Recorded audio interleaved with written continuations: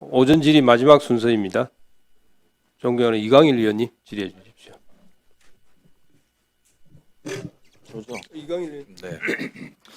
계획된 질의를 좀 순서를 바꿔야 될 것 같습니다. 충북 청주시 상당구 이광일 의원입니다.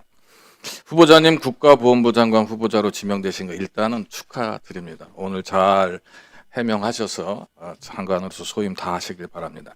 몇 가지 간단하게 묻겠습니다. 역시 간단히 질문했으니 간단히 답변해 주십시오. 헌법 전문에 따라 대한민국은 임시정부의 법통을 명확히 개성하고 있다. 이렇게 답변하셨습니다. 헌법상 대한민국은 1919년 임시정부 수립을 건국의 법통으로 하고 1948년은 정부 수립일입니다. 맞습니까? 맞습니다.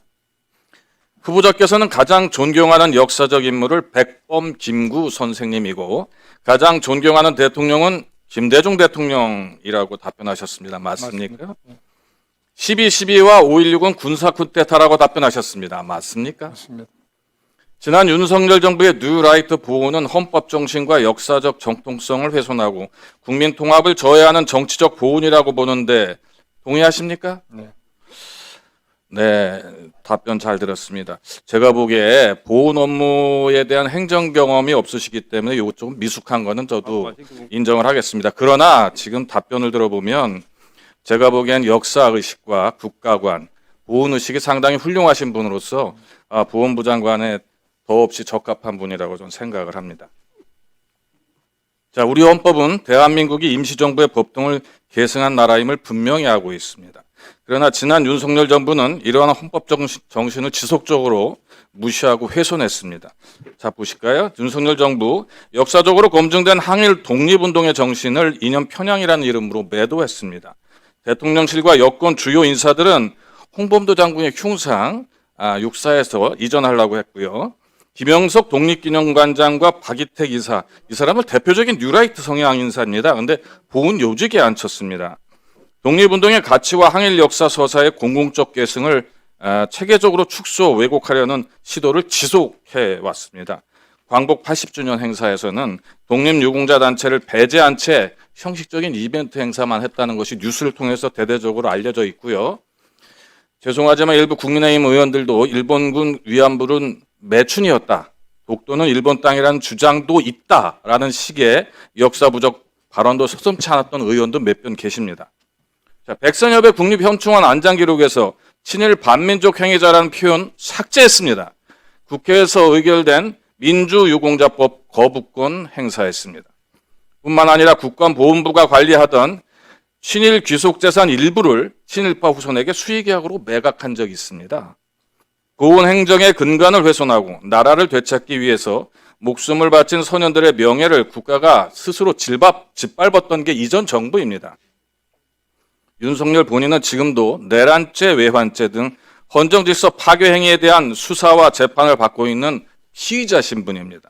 헌법과 국가 정체성 수호의 최전선에 있어야 할 대통령과 그 정부가 오히려 헌법과 보훈 가치를 훼손하는 데 앞장섰던 것입니다.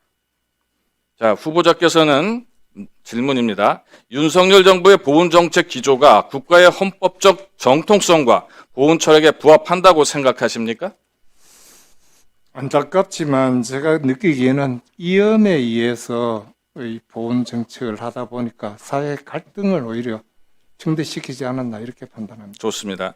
친일 인사를 보훈 인사로 앉히고 독립운동 정신을 축소하는 정책과 그런 인사에 대한 장관 후보자로서 문제의식과 대안 갖고 계십니까? 네. 좋습니다. 나중에 기회 있으면 듣겠습니다. 윤석열 정부가 보훈을 이념 갈등과 정치 편향의 수단으로 전략시킨 것에 대해 후보자께서는 문제인식과 개선 필요성을 인식하고 계십니까? 네네. 좋습니다. 다음에 또 그 내용을 좀 듣겠습니다. 후보자께서는 윤석열 정부 출범 이후 보훈 정책에서 독립운동의 가치가 후퇴하고 친일 뉴라이트 관점이 강화되었다는 지적에 대해서 인정하십니까? 네, 인정합니다.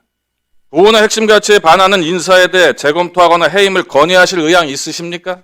그 점은 아직까지 제가 내용을 구체적으로 살펴봐야 됩니다. 살펴보고 난 다음에 지금까지 말씀하셨던 그런 내용이 맞다면은 이 장관으로서 할 수 있는 조치를 하겠습니다. 네.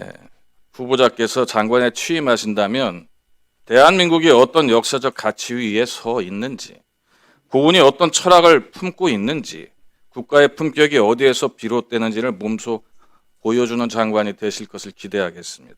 후보자께서는 고은은 이념의 문제가 아니라 국가의 책임이라고 강조해 오셨어요.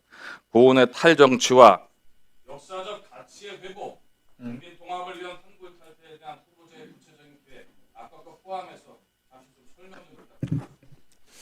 결과적으로 보험 문제에 대해서는 이 각 정부에 따라서 조금은 결은 다를 수 있습니다. 결은 다를 수 있지만 기본적으로 국가를 위해서 특별하게 희생하신 분에 대해서는 그 시대의 어떤 뭐 이념이랄까 가치에 의해서 평가를 가는 건 옳지 않다.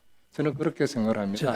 그 행위 자체 했던 그 당시에 여러 가지 공적으로 가지고 우리가 수운을 하고 서운을 했으면은 그걸 존중하고 또 세월이 조금 바뀌었다 해서 그걸 다시 폄훼하는 것은 옳지 않다. 이렇게 판단합니다.